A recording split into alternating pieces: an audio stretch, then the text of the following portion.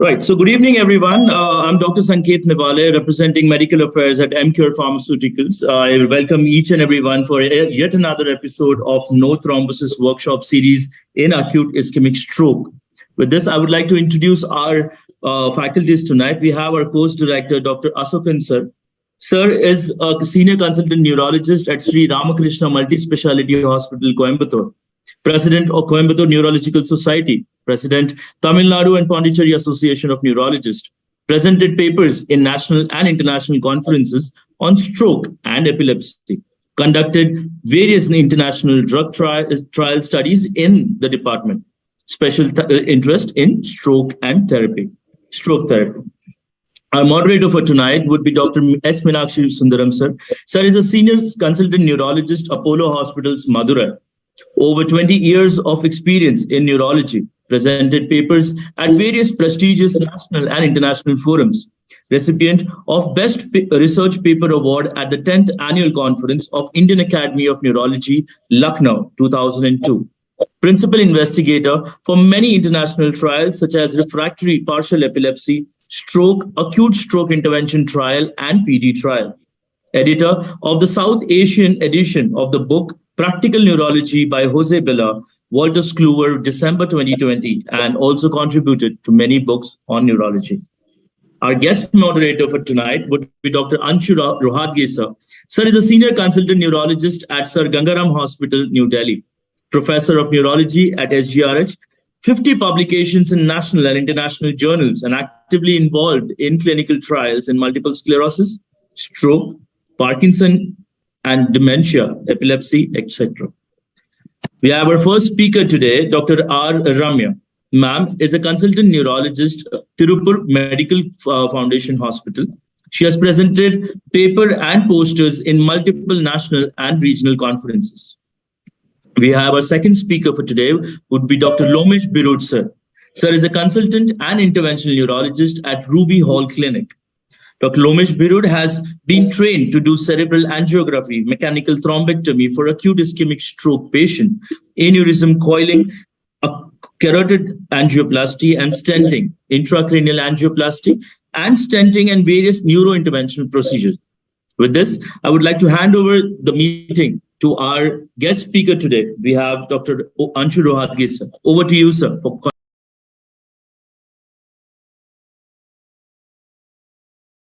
We can start the meeting and without wasting much time. And I think it's a good initiative by Emcure for having this workshop where we can discuss some interesting cases of stroke. So everybody becomes much wiser, and because stroke is I feel a very difficult area and a very, very tricky area sometimes. And all of us see a lot of difficult kind of problems. And I think sharing everybody's experience will go a long way in making life easier for everybody. So I think the two speakers that we have is Dr. R. Ramaya and Dr. Lomesh. I think they would show us some interesting cases and have a wider horizon about stroke. So I would now request Dr. Ramaya to present the two cases of interesting stroke, and let's see what she has. Ma'am, I'm sharing the deck on your behalf. Over to you, ma'am. Respected seniors, very good evening, and to all the audience. Very good evening to one and all. Sir, I would like to give a background of where I work. I'm working at Tirupur, two centers at Tirupur Medical Foundation as well as Aadhar Medical Center, both of which are of secondary care hospital level only. So we have in-house CT and not MRI. So I started thrombolysis after joining here 2 years ago. With the CT and CT angio alone. If necessary, only I can do MRI. And the people who come to our hospital are of low income group. So the cost is also a matter of concern here. With this background, I would like to enter into my case presentation. The first one, I've given the name as the survivor. Mr. Mutturaj, he was only 36 years. He was brought to us on 23rd October 2020 with a complaint of sudden onset of left-sided weakness for the past 1.5 to 2 hours at his workplace. He was doing his work. Then he suddenly fell down and noticed the weakness with slurring of speech and deviation of angle of mouth. He is a known hypertensive, but on irregular medication. He smokes and he takes alcohol. On examination, he was afebrile, hydrated well. He had right-sided upper limb and lower limb fixed flexion deformity after an RTA 8 years ago. And his sugar was 132 and BP was 240 by 140, both upper limbs. He had left hemiplegia. Right side was already fixed flexion deformity. And now he had left hemiplegia with severe dysarthria and facial palsy. His NIHSS at admission was 10. So we did CT brain, there was no bleed, and CT angio showed no major vessel occlusion. Next slide, please. So the BP was brought under control with the injection labetalol. Multiple drugs we gave, labetalol, clonidine, cilnidipine with the Ryle's tube, brazosine, and after attaining the BP of 150 by 100, and after obtaining the consent, patient was given injection tenactiplase 0.25 mg per kg at 2.5 hours window. He improved very rapidly. The score, NIHS score, improved to 2 from 10 by 2 hours. Both the patient and the attenders were shown the improvement, and he was planned for the follow-up CT the next day. Next slide, please. Patient was doing well for the next 10 hours, but then he became very drowsy, not obeying commands. So urgent CT brain was done, which showed a left parieto-occipital lobar bleed. The BP recorded at that time when the drowsiness was noticed was 130 by 90. He was started on mannitol and other anti-epileptic drugs. On day 2, he became conscious, alert, aphasic. He was restless but moving all 4 limbs. There was no worsening of the hemiplegia after the bleed. Next slide, please. So he had a sudden surge in BP noticed on day 2 again, 170, 110, with the worsening of restlessness again. Hence, planned for the repeat CT the very next day, which showed increase in the bleed in the same site with the mass effect and midline shift. So coagulation profile were looked into. There is no much increase. Next slide, please. So attenders were explained about the condition and need for referral to the higher center in case of deterioration. He may need a decompression like that, but they were not willing to go for the financial constraints.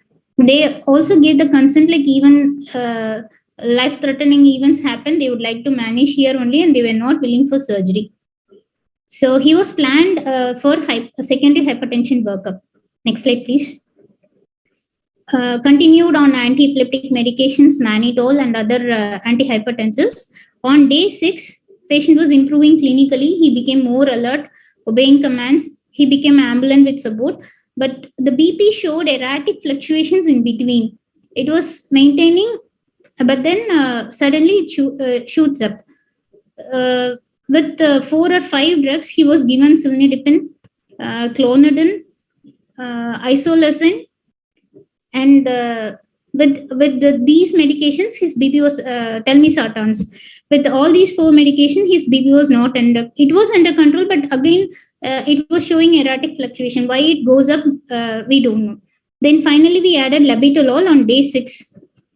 After that, the BP never raised above 160/100. On day 7 follow-up CT, the bleed was decreasing and he was shifted to ward. He gradually improved and discharged on day 14. His cardiac evaluation and carotids were normal.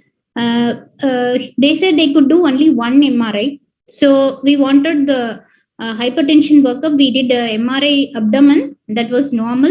Renal artery Doppler was also normal. Next slide, please. So this was his discharge CT, showing a huge bleed with multiple hyperintensities. Like he has not bled once, he has bled multiple times, but this was the discharge CT showing the resolving hematoma. Next slide, please. So this was, I'm sorry for this slide, it's not very clear, but this is the secondary hypertension workup. His aldosterones were normal. Renin was normal, cortisol was normal. Only thing is that 24-hour urinary metanephrine's excretion test was abnormal, with abnormal metanephrin and creatinine ratio. It was hugely abnormal. Up to 100 was normal, and he had 178 or so. So this was his discharge prescription with only cilnidipine, labetalol, aldactone, and antiplatelets and statins. Next slide, please. And this was his video. So, this video was taken when he came for the review last month. So that right-sided thing was a fixed flexion deformity of both hand and leg, but the left side weakness completely resolved. He was aphasic. He had also some visual disturbances because of the occipital lobar involvement, but everything recovered completely, managed only conservatively because they were not willing for any surgical intervention. He joined back his work, started earning again. Please. Same thing only. Next slide, please. So the lesson we learned here, very high BP, erratic fluctuations, though we didn't get anything specific for secondary hypertension, but it should be considered in young patients. And labetalol can be added earlier, even if we are not sure about the reason for the secondary hypertension. Huge or malignant bleed can also be manageable with adequate BP control and anti-edema measures, and the clinician to decide upon the intervention according to the clinical state of the patient. Next slide, please. So this patient, I've given him the name, the confuser. He was 56-year-old male. He is known case of bronchial asthma and hypothyroid, no habits. He was brought to... Ramya, sorry to interfere. Yes, sir. I joined. Sorry, I've joined a little late. That's because I could not get the link. In due consideration of the other moderators also. Yes, can we take up the case, this first, and we'll go into the second case? Yeah, I think that will be better, sir. I think that will first let's discuss one case and then we move on to the second case. That's right. That's right. Namaste, Ashokan sir. Yeah, namaste. Sorry, I'm a little late. Sir, we are waiting for you, sir. It's a pleasure always. Get the link on time, Meenakshi. So we'll go ahead with this first case discussion. Yes, sir. Yeah, Ella. No, the comments, Dr. Ansu, Dr. Meenakshi, who is going to take up? Yeah, okay, I'll ask. So, you found that the urinary VMAs were high. So, yes. So did you investigate further although the MR did not show any angio, the MR abdomen was normal.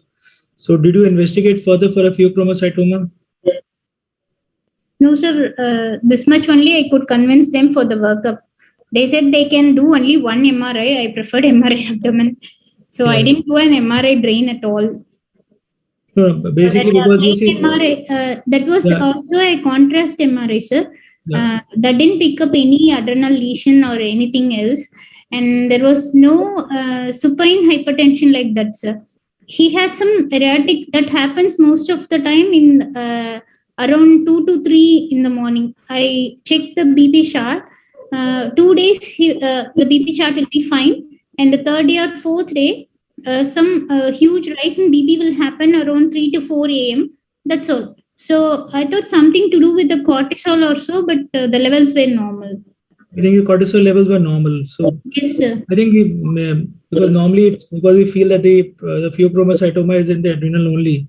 So although the MR angio is the MRI and everything was normal, still I think we need to investigate and further to see if we're not missing a pheochromocytoma. Although I think he's done well with labetalol. Yes, sir. And the video here shown was after how many months? So this was just 2 months ago when he came for a review. This patient I lysed in 2020. Okay. He became all right within first review. He came with support. From the second review onwards, he walked independently. And all his symptoms disappeared in the second review itself. That is 2 months after thrombolysis, he became like this. I just took the video because I'm presenting this time. No, physically he looks fine. But what about the neurocognitive deficits? Because he had a lesion in the left parieto-occipital area and he was initially aphasic. So Yes, did you evaluate him? Did you he had evaluate him for the language disturbances, the neurocognitive, and the field disturbances? So field disturbances, I made a chart with the ophthalmologist. This actually there was no field disturbances, but he had some initial visual disturbances. He said so. At that time, I couldn't make a chart. After discharge, we sent him to the ophthalmologist. There was no visual disturbances. There's no field charting was okay.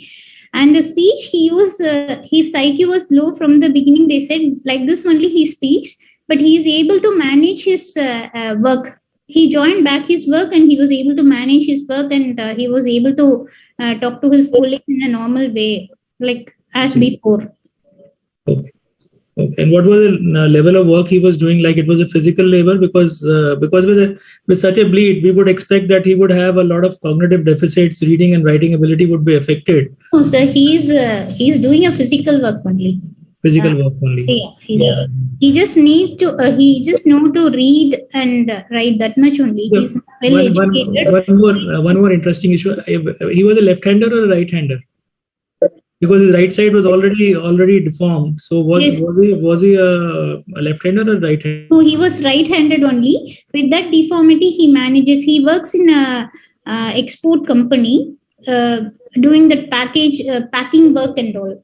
It's not even stitching job. He's not working. He's doing packing. Most of the time they have to stand. It seems they have to check whether the pieces are correct, and they have to pack. These two job only he does.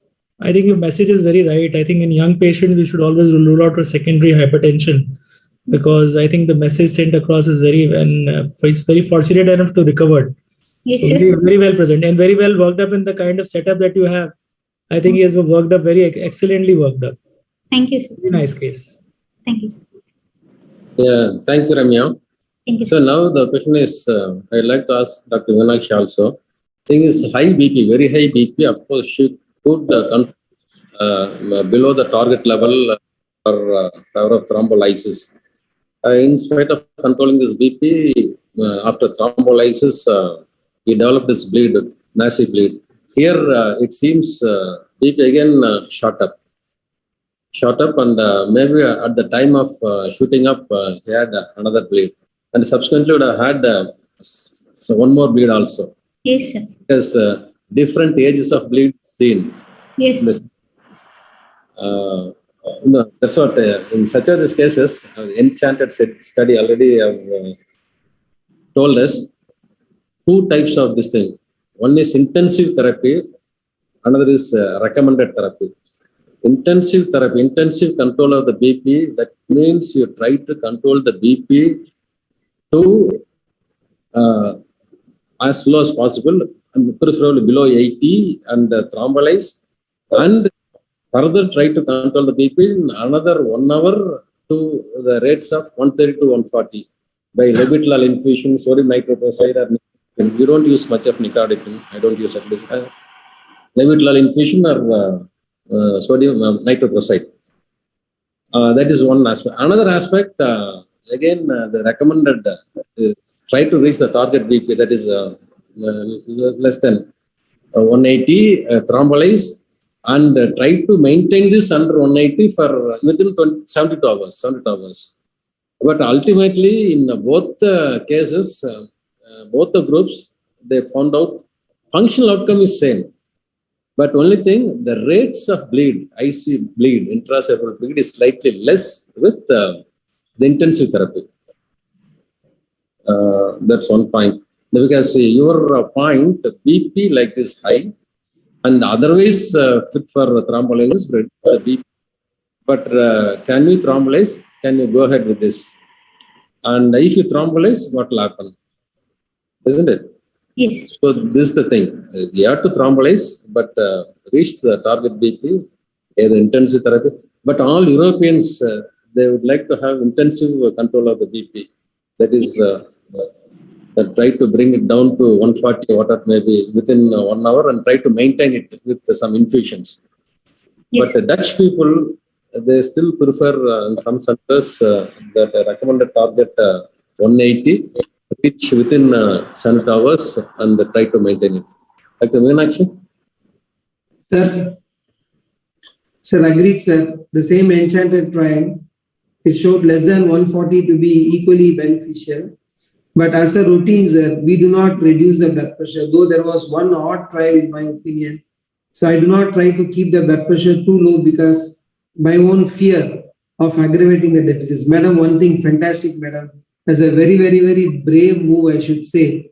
Keeping the patient with such a large hemorrhage, most of the times we have had catastrophic results. That's a fantastic thing, madam. One contribution is that I didn't catch it. Was the renal artery Doppler normal, madam? Yes, sir. Yes, sir. Renal artery Doppler was done. It was normal. Normal. So normal. That was really, and so we do not know the etiology behind this. Now, generally, when we tend to reduce the blood pressure, we have seen that the deficits go up. When you look at the guidelines says that you must get it below 180, 105. Yes. But how low you can get it, what is safe is not known. Ashokan sir called about the Enchanted study, which was in a different perspective. How low you can move, do not know because of the fear of enhancing the deficits. And I would like to know what was done to treat the hemorrhage there, madam, because that's a setting. Was it using, what did he use to treat them, madam? Sir, I just controlled the. I started him on mannitol for anti-edema and seizure medications only. The target BP, I told them it should be all the time less than 140/90. That was my target actually. And sir, before at the time of receiving the patient, the BP was too high. But what I usually keep here is if I could bring down the BP easily, then I'll lyse. If it was very difficult for me to bring down the BP, then I will not lie, sir. I'll refer them only. As the secondary setup, I have to face a lot of complications.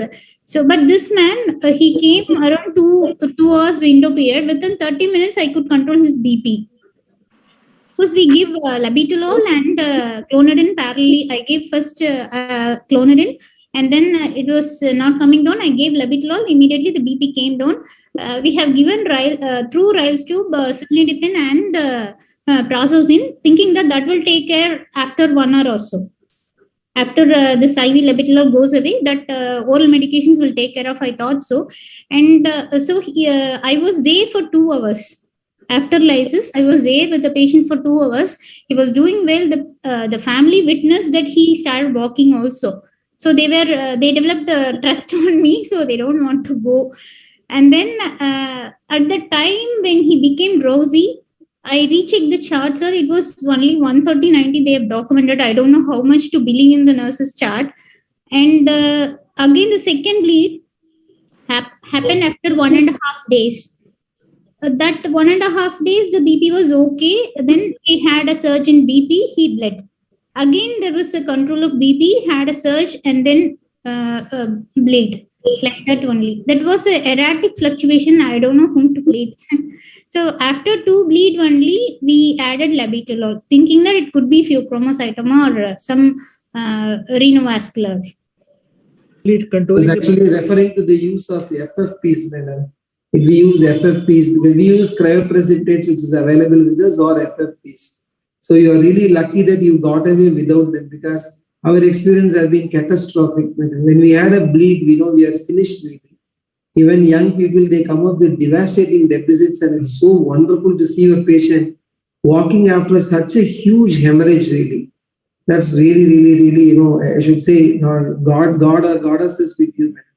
Anyway, this could not have happened. Large hemorrhage really. What is your experience, Anshu sir? Yeah, that's what I was asking her. This patient is very lucky, and I think because he's not any neurocognitive deficits, huge hemorrhage is just. Yeah. I think very, very, very. Yeah. Only thing I just want to add one thing is that when we're controlling the blood pressure, it's a double-edged sword, because it can go either way. You can have more worsening of deficits. Yes. Because a lot of times I kept the target is 140/90, not below that. A lot of time when we admit this patient in the ICU people, and they try to bring down the blood pressure too low, and then next day we found that the stroke has worsened. So it's a very, very double-edged sword. 90, sir. I think that is a safe thing to do. Yeah. I tell them 160/90, no more, less, no less than that. Even if you look the Enchanted trial, although they had less bleeds when they did control intensively, but it did not improve the neurological, there was not much change in that. The number of bleeds reduced, but the outcome didn't improve. Yeah. So I think you have to be very, very careful with the blood pressure. It's very difficult. Yes. And the previous trial showed worse deficits when you actually get down the BP. BP down. That's why they couldn't give any further conclusion beyond saying 185, 1. Sir, Ashokan sir, one doubt we want to ask. Sir. We are not using sodium nitroprusside at all. So I'm surprised you are using it, sir. We are not we are using, and especially the patient happens to be in coronary care unit with a stroke. They prefer still sodium nitroprusside. And of course, routinely we use IV labetalol. Yes. We are using IV. The reason why, because sodium nitroprusside also can increase the ICP.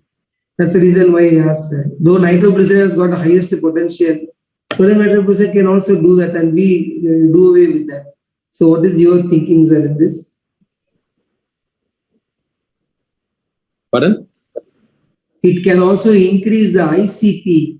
Yeah, ICP. Yeah. We do not touch sodium nitroprusside. Nitroglycerin maximum potential. Nitroglycerin nitroprusside also has a potential that we shy away from nitroprusside. All our patients are only on labetalol. And I am also told that enalaprilate is available. Cadila has brought enalaprilate now into the market. NVAS injection has come. IV use that. Huh? Yes, available. Now it's available. Yeah. Yeah, you can use that. So I would like to ask something because the first blood, I thought it was due to drug, maybe tenecteplase. The second blood, which happened after 1.5 days, I thought it is it's like a hemorrhagic stroke secondary to the rise in BP. So in that case also, should I use FFP? That's why I didn't use all those things actually. Madam, the first FFP usage, basically when you have thrombolized. So this is a fibrinolytic therapy. The maximum chance of hemorrhage happens within the first 24 hours, with first 6 hours being the riskiest time. So our target is fibrinogen between 150 to 200. And in our hospital as a protocol, without questioning, we start them on 10 FFPs. FFPs are more freely available. For cryoprecipitates, we need to ask our blood bank and inform them and take and all those things. So straight away, our residents, they start. Straight away, FFPs, they start. I mean, it happens. One odd case, it happens. It's not a common occurrence, fortunately for us. And then up to 24 hours is when we monitor and do that. So beyond 24 hours happening is less likely because of thrombolysis, because the blood is cleared from the system. Yes. So what has happened, I do not know what was the reason. I need to understand why it has happened. But really, you are lucky that the hemorrhage did not expand, did not produce deficits further, and the patient came out clean after that. That's creditable, really. And it is a trust in you, madam. I should also say that.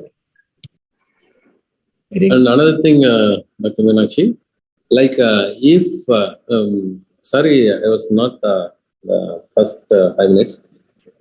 Dr. Ramya, known hypertensive or? Yes, sir, known hypertensive, but he takes very irregular medication. He was given ARBs for his BP control. And one thing, so if hypertensive is causative for stroke, that is known hypertensive getting stroke. Long-standing hypertension not under good control, and such of these cases, and if you suspect and if you have the thing is facility for MR stroke protocol, this SWI, susceptibility to varied image, we can make out lots of microbleeds. Yes. Microbleeds.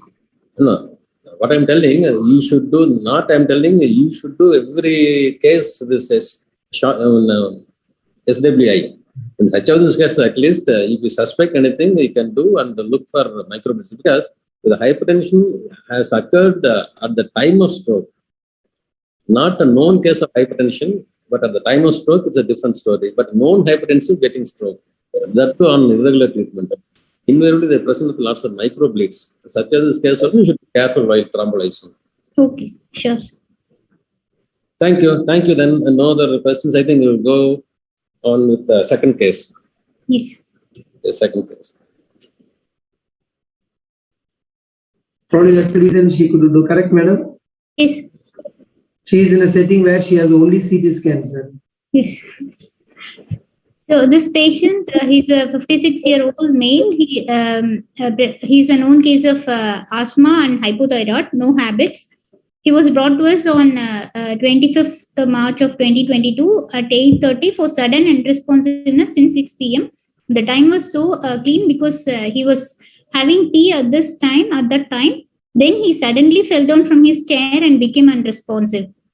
No seizure-like activity noted, no tongue bite, no incontinence. Next slide, please.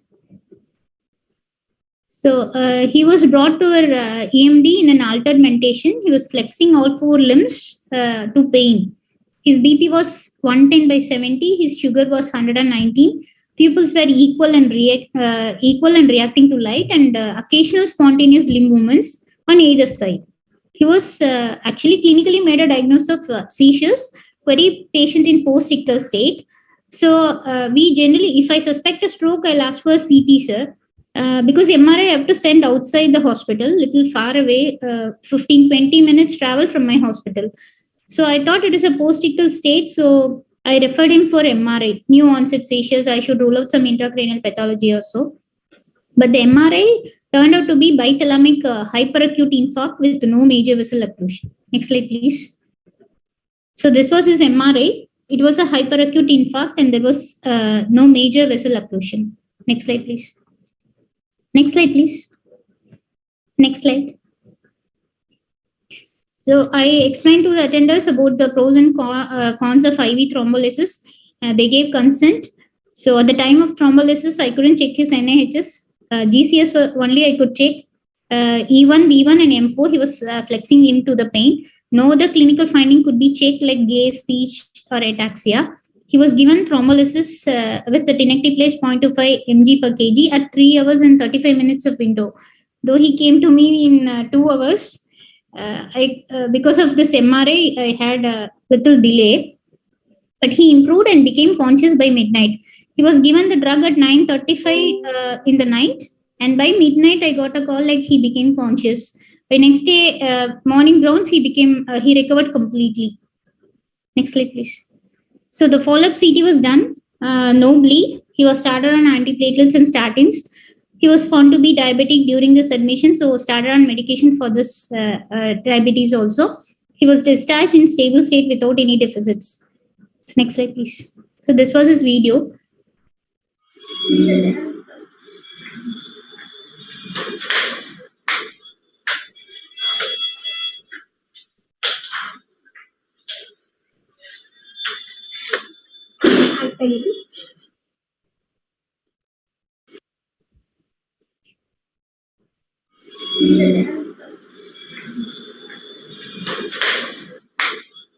Next slide, please. Actually, there's another video. I made him talk, actually. Sorry. So the lesson here I learned was, no, this is the same video. Stroke is not only a clinical diagnosis. At times, I should do MRI also. Only thing is, it takes much of time in my setup. Since I have to send the patient outside the hospital, I have to go in ambulance, come back, and then we have to proceed. That's all, sir. Thank you. Just one question. Can you go back to the CT slide, the MR, where what did it show in the artery of Percheron, the angio that you did? No, it was not showing artery of Percheron. There's no major vessel occlusion. There was a report. The report, just go back to the report. They suggested it could be. And then just go back to the next slide, which the report was written. Next slide, please. Suggestive of artery of Percheron. So because of bithalamic, they have. Infarct. Okay. Yeah.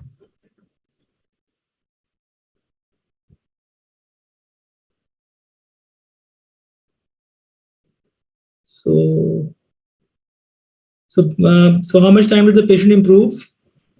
So I gave the drug around 9:30 in the night, and from 12:30 onwards, he became conscious. By next day morning, 9 o'clock, he became very normal. He started walking, talking, and he started eating also.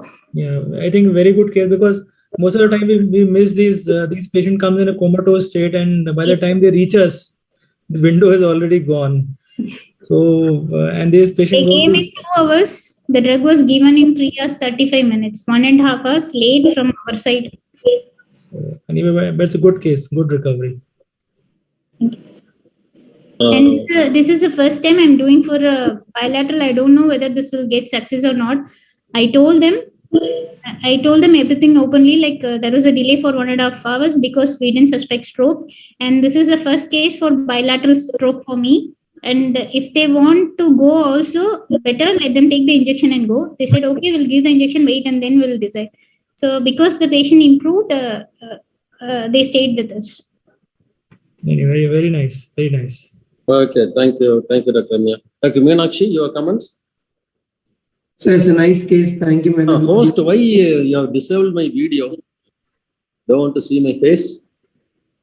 No, sir, there is nothing like that we have initiated. Mayank, if you can help sir with this video. If you Okay, it's all right. Go ahead. Right. Any audio is there? Okay. Madam, generally, posterior circulation, they have longer window. And that's one of the reasons why probably there was a gross discrepancy. I mean, the loss of consciousness does not correlate anyway with the images which you have shown. The complete loss of consciousness is not responded by that. Maybe in an image, if there have been some lesions which correlated with that, would have been very easy for us to know. In fact, if as a neurologist, if I had seen that, I'm not even sure that I would have picked up exactly those infarcts because they appear so symmetrical bilaterally that I know that I might have missed. I'm not saying that this is not that I'm saying I might have missed. So when there is a large, occlusion, it more often it strikes our eyes. These things really miss. But the loss of consciousness is really appealing there in that. So again, I feel that, and without a major vessel occlusive disease, there is no occlusion, the basilar, everything is perfectly okay. Still a patient is completely unconscious. It has taken me by surprise, madam. But as you have said, it could be because of the ascending reticular activating system, because as per the report, there was a midbrain involvement also. I could not see. I could see only this bithalamic infarcts only. I could not see anything in the midbrain. If anything is involved in the ascending reticular activating system, they can have drowsy status. I thought so. The infarcts appear, what I'm saying, the infarcts appear too small in that it eludes my easy eyes. I mean, quick observation we tend to miss. So it should be there. And for the proof of pudding is that the patient has improved. And very importantly, one message which I have learned, Dr. Nasli Ichapuria sir, our senior, always used to say, there is no excuse not to thrombolyze. When in doubt, you thrombolyze, he teaches us. So I think that's a good message for all of us. When in doubt, let us thrombolyze and then think whatever is there later. So always never miss the bus for thrombolysis. It's a great case, really, madam. And again, the patient walking like that. You are really a lucky person, madam. Maybe I can think of referring my patients to there. Even beyond the window, really. Thank you, sir. By God's grace. That's what another thing. As you said, that they can present with the total coma also. This artery of Percheron block, because bilateral thalamic infarcts and rostral midbrain. That's the area which is infarcted. So they can present with the short coma. And of course, if not the coma, altered mental status, gaze palsy, and memory impairment, etc., etc. But initially, when start with, when there was definite infarct shown and definite occlusion of the artery of Percheron shown in the angio, they were doing even intra-arterial thrombolysis. Probably now later proved IV thrombolysis as good as whatever it may be. Now we don't do intra-arterial thrombolysis, only IV thrombolysis, and they do get better. But only thing is differential diagnosis. Suppose we should not miss simple Wernicke's encephalopathy in such of these cases. There they can also present with bilateral thalamic infarcts. Deep cerebral vein thrombosis, especially occlusion of the internal cerebral vein, where they can also present with bilateral thalamic infarcts, especially if you are very doubtful about the midbrain and only thalamic infarcts in the CVT and things like that, certain infections, all those things. Anyway, it's a very good case, and as Dr. Meenakshi, you are very lucky, and you got out of it. Yeah, that's what. We also had artery Percheron infarct some time back, but in that case, presented with the coma and the known hypertensive. Of course, we could treat hypertension and we thrombolyzed initially. But for her, it took nearly 1.5 months for the mental status to become normal. So she was totally whether altered mental status, irritable, and whatnot. So even though she recovered from a coma, but higher functions did improve only after 1.5 months. Okay, thank you. Thank you, sir. Shall I ask Dr. Birud to start his presentation, sir? Yes, please. Birud, sir, please, from your end. Good evening, everyone. I'm Dr. Lomesh. I'm a stroke neurologist and a neurointerventional specialist at Pune. So without wasting time, I'll start my case.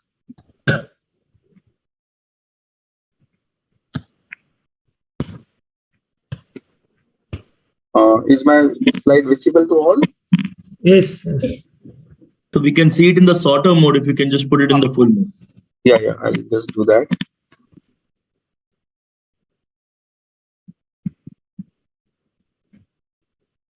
Is it okay now? Yes, sir. So my talk is whether tenecteplase is a poor man's thrombectomy weapon or not. Whether this tenecteplase helps patients with opening the large vessel occlusion and which will avoid thrombectomy for these patients. So patients who has been LVO and not affordable for even IVT or definitely with MT. But Sir, sorry to bother you, sir. Your audio is not clear. There is a lot of disturbance. Audible now? There is a lot of disturbance, sir, when you speak.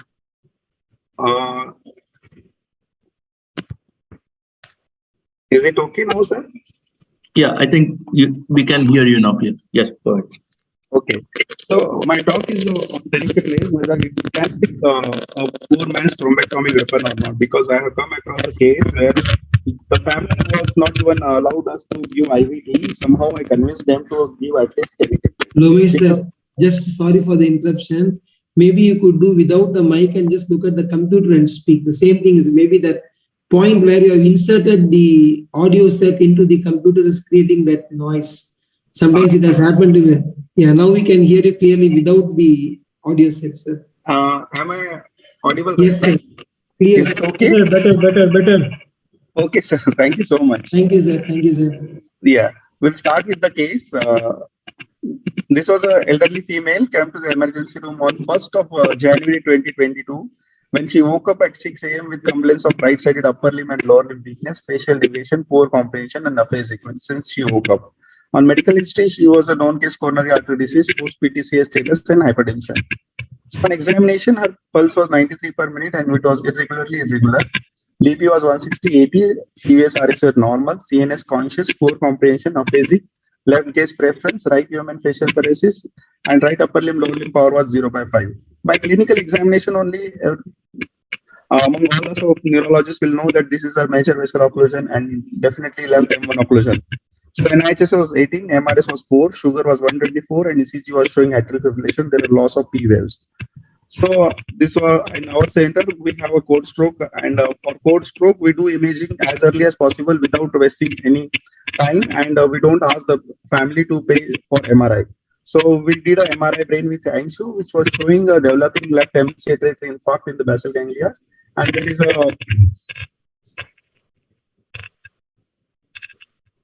a left M1 cutoff, and there was M1 thrombus.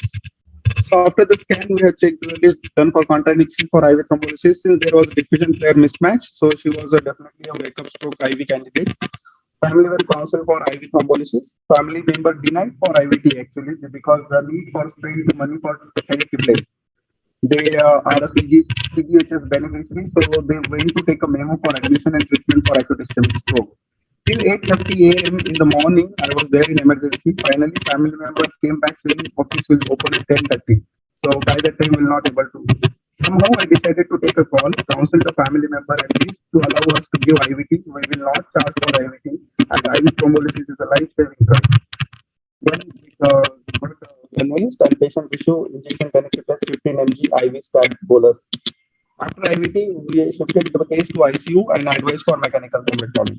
If time permits and patient does not improve because they are not able to give any kind of financial. The video was pre-recorded before thrombolysis. You can easily see the case was on the left side.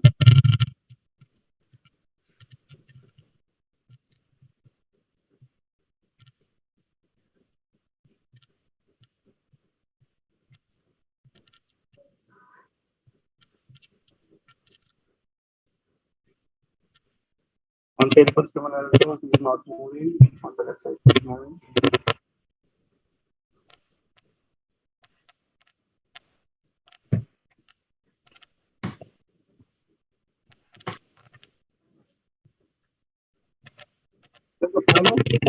In the evening, by evening only, stable power was improved, speech was improved, and the comprehension was also improved. CT brain showed left ventricle in 42, and there was no it was a large confusion.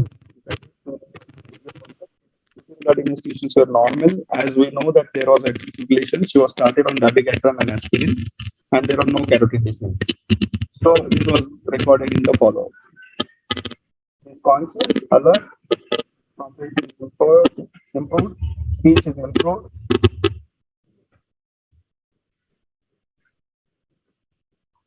Facial elevation improved.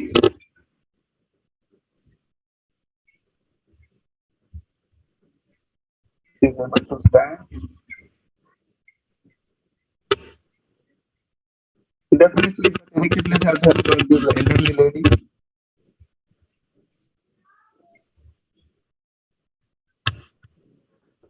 She is happy at the age.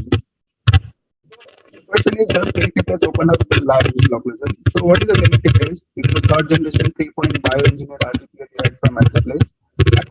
The advantage of multiplex is a higher specificity for filtering, longer half-life than multiplex, reduced binding to plasminogen activator inhibitors. A single bolus dose is available and has to be given, and fewer major bleeding complications when it was compared with the MI trials. Evidence of activation is true. So it is this was the meta-analysis of 5 major randomized control trials, and it shows it is non-inferior to antiplase. And the window was 3 hours, 6 hours, 4.5, and less than 4.5. So currently we are using as a especially not LPO less than 3 hours, and if it is LPO less than 4.5 hours. So Extend 1.8 TNK trial was published in 2018. So 22% of opening of the LPOs with the antiplase.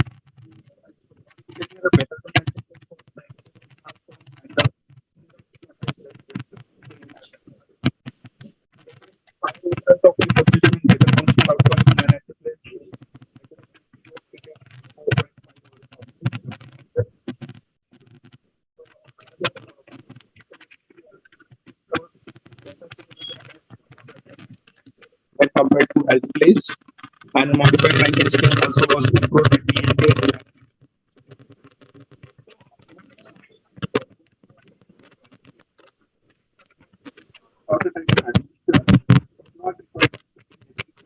Sir, sorry to interrupt you, but we could barely hear you, sir. Sir, maybe he can switch off his video so that this one will be better. If you just switch on the video, keep only audio on, maybe. Yeah, I think that would be better because his bandwidth is not allowing him to speak. Switch off the video. Just switch off your video, sir. Only keep your audio on till you complete the presentation, sir. Okay. Yeah. Yes, sir. Is it good now? It's better, but still we can't hear you. I will try this microphone again.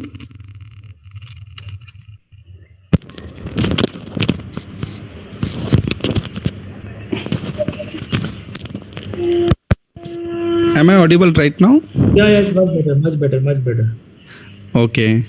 So there are workflow advantage of at antiplase over alteplase. First is shorter time to prepare, shorter time to administer, does not require dedicated second IV line, does not require IV infusion pump used to give for alteplase, shorter time to initiate inter-facility transfer when IV was lytic administration.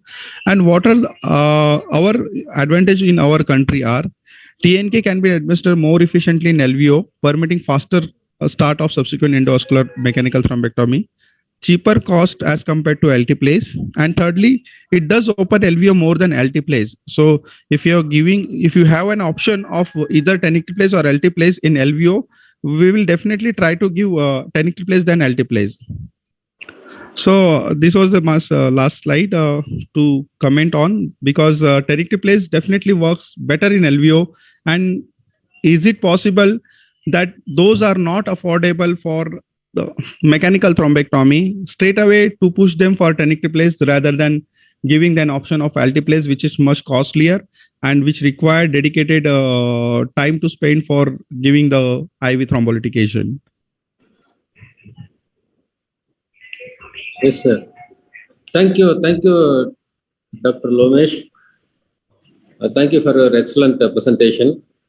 And definitely, this in LVOs, tenecteplase is useful. Yes, sir.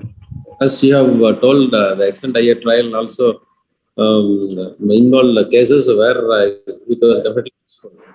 But question is, sometimes, not every time, sometimes this, not only sometimes it helps, doesn't open the LVO totally. Alteplase, tenecteplase, I'm sorry, tenecteplase. In such a this case, that's why.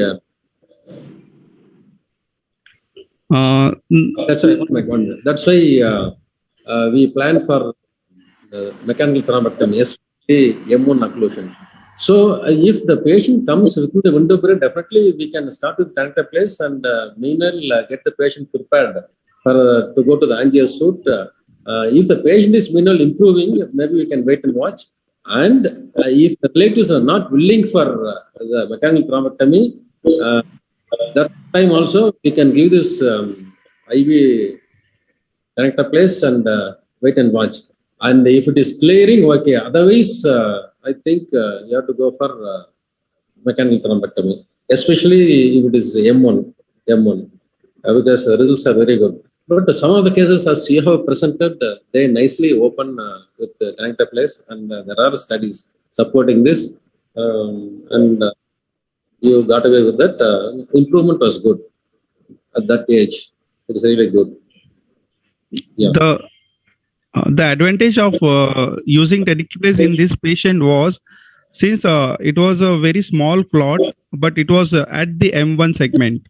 So the clot size was less than 8 mm. So we were very sure that it will lies with the thrombolytic agent. Which agent to choose? Generally, in wake-up stroke, the alteplase trials are there for diffusion flare mismatch.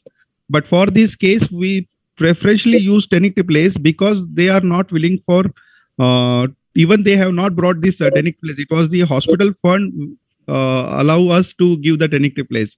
So the whole aim is to whether this tenecteplase opens up LVO so nicely, especially in 20 to 23% of patients.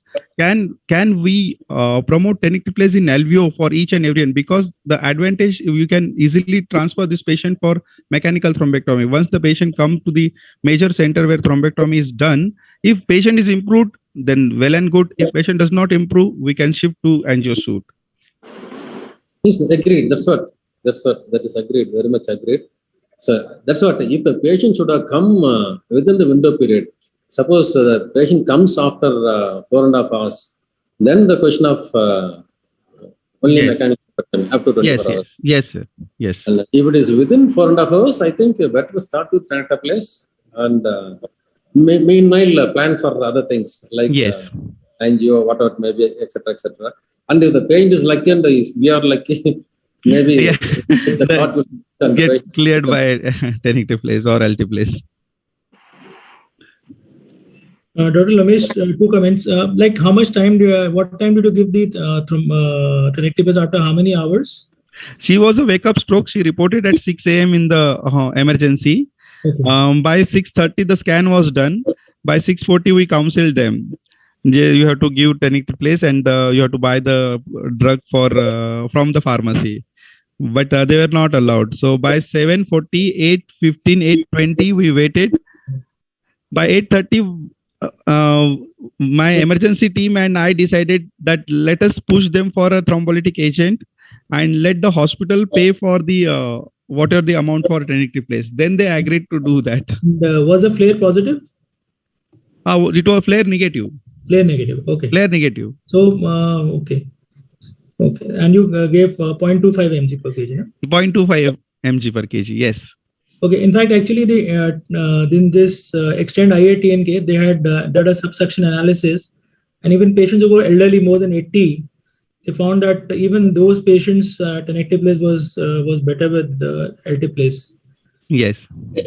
So now, even now that the windows, I think there are some trials which shown they're using tenecteplase up to even 24 hours. There is some Chinese trial. They use tenecteplase up to almost 24 hours. Yes. Just one, you have put the patient on dabigatran and aspirin. So yes, what is the logic? Like the patient only has got AF, why not only on DOACs? Why did you add aspirin?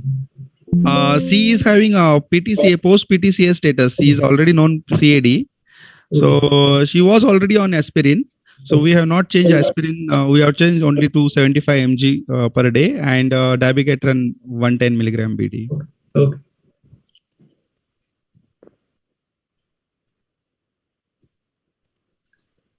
Can I come in, sir? Dr. Meenakshi. Dr. Lomesh, sir, thank you very much. I also you, follow you on our stroke club, sir. Thank you very much for presenting. Thank you, sir. I have something to ask you, sir. I have a real doubt to ask you here. Yes, sir. So we have faced this situation. We do an MRI. We see a major vessel occlusive disease. Yes. We give, IV thrombolysis.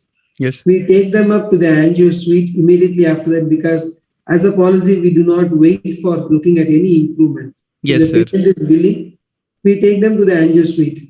Yes, sir. And when we open there is nothing there. It has opened up. So is there any way we can avoid this? Are you doing repeat imaging studies? Because even MRI, you could repeat it. If you have done a CT and CT angio, repeating it is not at all possible. So how do you come across this, sir? Because taking them to the angio suite is expensive by itself.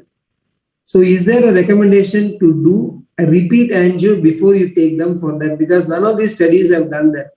I request you to guide me about this. There is no recommendation that after IV thrombolysis, we should do immediately an angio to CT angio or MR angio to see whether the vessel is opened or not. In fact, it is sometimes it is not advisable also that once you do pre-thrombolysis and immediately you ask the family members to do another imaging study, you can see by clinical judgment if you want to avoid your patient is not willing for whatever the reason, you can clinically judge whether patient is improving the NIHSS scale or not. If the satisfactory NIHSS scale is improved, like more than 4 points, there is improvement, then you can say that there is a successful recanalization of the vessel is occurring. And if at all you want to prove the next scan, whichever you do, either a CT or MR, you just ask them to do an intracranial angio. That will solve your solve the purpose. Though it is not recommended, but if you want to see that, or if you have some thesis going on for any PG student, you can enroll that. But it is not any recommendation. IV thrombolysis, immediately shift to the angio suite. Just demonstrate if the LVO is clear, that job is done. Yeah, same things. The recommendations are there. But really what we are trying to do right away, sir, because of the fear that because angio, whatever said, and then it adds a lot of expense to the patient. The patient is already your patient. Fortunately, tenecteplase was given free by your hospital. But that will not be a privilege enjoyed in many hospitals, and you cannot be able to enjoy the privilege every time. Yes. So we have tied up with our radiologists like this. In the stroke protocol, they do only MR, only the diffusion, perfusion, angio, flare. In our hospital, we do only these 4 before we take them up for diffusion, flare, and angio. Only these 3 are done. We don't do anything else. We come out of this suite. We do a thrombolysis, and we always say that something is pending there. So we show that into the account, and before the patient is wheeled into the cath lab, we try to look at that, as you have said, clinical improvement. And then there is also an improvement in the MR, again, when we repeat that, when you take that, after all, the technicians are your friends. So they do that, they are normal. And then we tell the family, maybe we can wait. Clinical improvement, angiographic improvement, nowadays we are waiting, sir, because at least 3 occasions I remember, in the last about 3 or 4 years, when we have gone into the suite room, tried to open and saw nothing is there. And then the family asked, why did you then come bring us here? I mean, you could have checked. So that really gave us that impetus. That is one comment there, sir. It is our own experience. I can't know what is right or wrong. I really do not know, because we are also in the learning curve regarding this. The second thing is that, sorry, sir. Yes, sorry. Sir. Yes.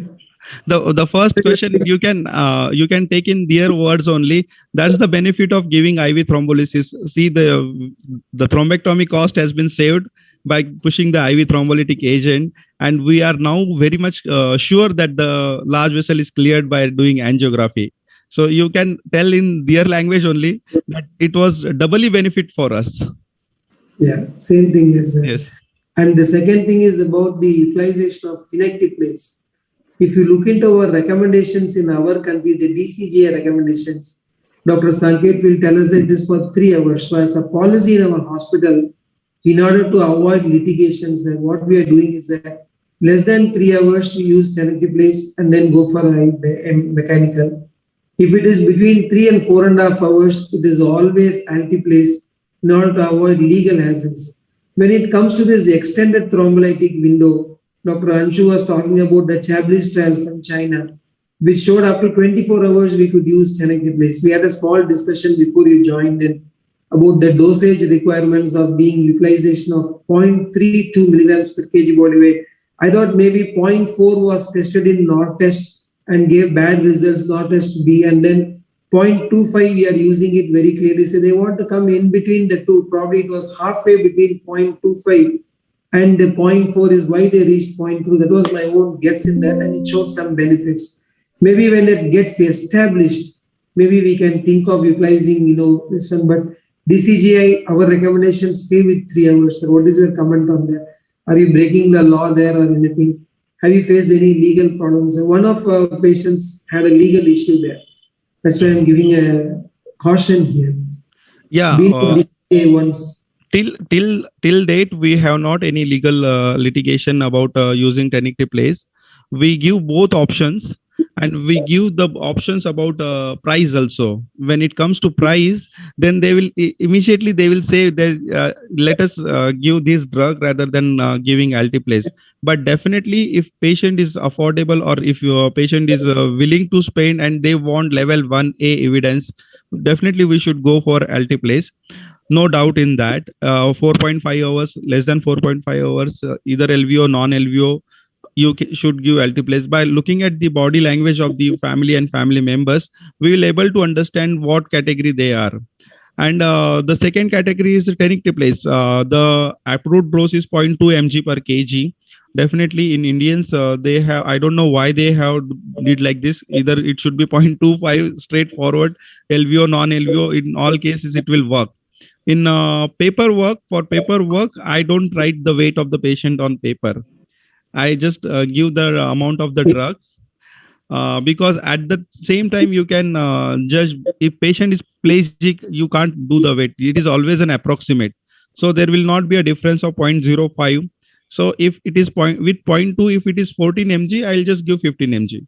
If 0.2, it is 16, I'll just give 17.5 or 18. That is the way. You just don't put weight in the file. But I preferably give 0.25 mg just to avoid my guilt of not giving 0.25 in LVO. And we are also using only 0.2 phase. Anshu was talking about. We are using 0.2. We are sticking to 3 hours. We are not what the DCGI has told. We are just sticking to that. Yes. Not to stick out of a neck. Yes. We should not also. But when there is a individual based question, like for my case, it was an individualized answer. So even they are not willing for but once they see the results, they are very happy that from their side, the doctor has taken right decision. So for them, it was beneficial because I studied the angiogram very clearly, and then only I took that much great step. Otherwise, I would have not also.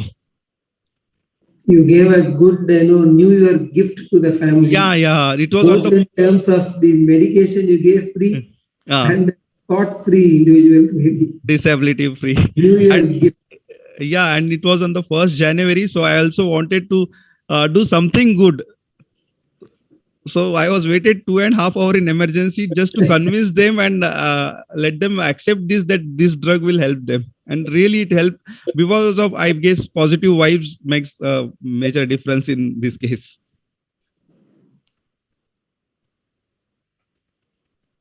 Okay. Thank you, Dr. Ramesh, for your excellent case. And I thank both the moderators, Dr. Meenakshi and Dr. Anshu, for their excellent discussion. Sir, there is a question in the chat box, if you permit me, sir. Please, go ahead. Thank you, sir. There is Dr. Saurabh Jain from Bhilai, who wants to ask, TCD can help guiding whether vessel is opening up or not. Your comments, sir. Yes, TCD will definitely help. We missed this non-invasive angiographic result. TCD definitely helps whether the vessel is open or not. You have to see the middle cerebral artery properly in the temporal bone split, and you can see that the vessel is open or not. You can see the very much good wavelength for TCD. The problem is it is not easily available. We need to get trained for doing TCDs. And sometimes if the bony window is thick, you will not able to see the MCA. So it is much more a operator dependent thing. So it is definitely help, but surely it helps. Thank you, sir. Ashokan sir, that was the only comment. I think in that case, I think, yeah, anything? We had very good discussion and all very interesting cases. One comment. Yes, please. Yeah. Dr. Sanket, because brought up the question, Dr. Vijayan, who practices from Coimbatore, where Dr. Ashokan sir is also there. He is very fond of, he came from the Dr. Vijay Sharma's group. And in Madurai, he demonstrated to us as to how he does TCD to show the recanalization so that he can avoid a higher dosage of medications. Those days only altiplase was being used. And he used to run an infusion. He showed us that the moment the vessel opens up, he would stop the infusion further and let it go. So the dramatic decrease in the instrumental hemorrhage demonstrated to us. There were some interesting things which came with the TCD. And there was also a popular sonothrombolysis also.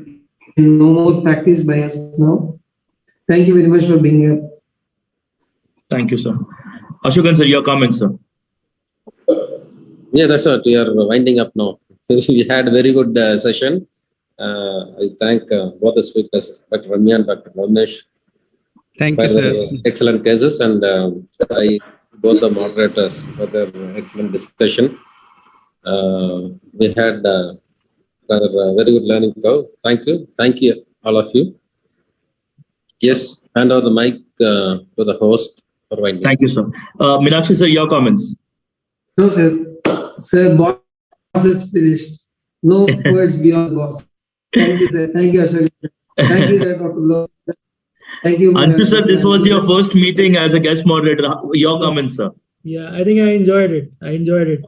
I think it was good to listen from centers where MR is not available, to how difficult it is to do thrombolysis with CT, because I think most of us are using MR-based protocols.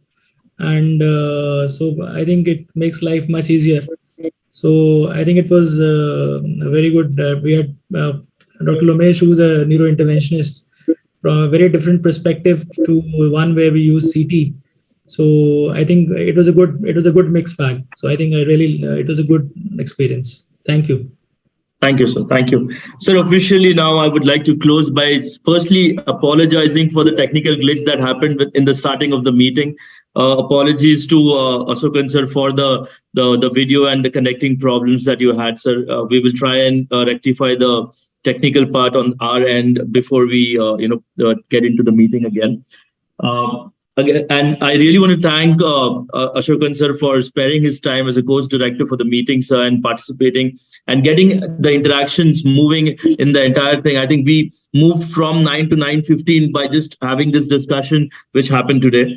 Really want to thank Meenakshi sir and Anshu sir for their excellent deliberations and their sharing their experiences, clinical evidences, and making the case more profound for the listeners in terms of getting the exposure as to what and around the case that needs to be thought of. I really want to thank our case presenters, Dr. Ramya and Dr. Birut sir, for their excellent presentations in such a way that the listeners got an intro of exactly how the things move and what needs to be done, what were the steps taken, and what was the background around it as well. So a lot of learning curve which we got through the meeting. So I really want to thank all my delegates. We have approximately more than 200 logins and live audiences listening to us today. So thank you all the delegates also to spare their time for the meeting and having a take-home message from this meeting.